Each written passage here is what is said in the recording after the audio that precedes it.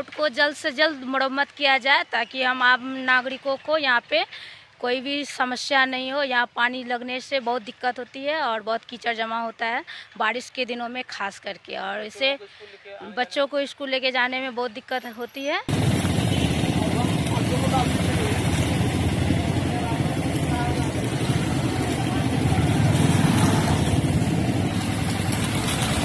ये जो हमारे नवोदय कोचिंग सेंटर हैं उसके आगे जो नाला में पानी बाहर आता है, तो यहाँ हम लोग को रहने में परेशानी होती है और महक भी आता है। आने जाने वाले को मतलब छिड़काव पड़ता है और काफ़ी परेशानी सामना करना पड़ रहा है।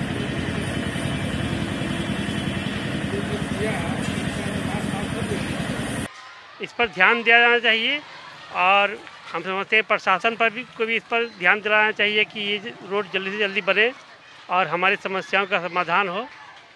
इससे यहाँ के जाने आने वाले को सहूलत हो।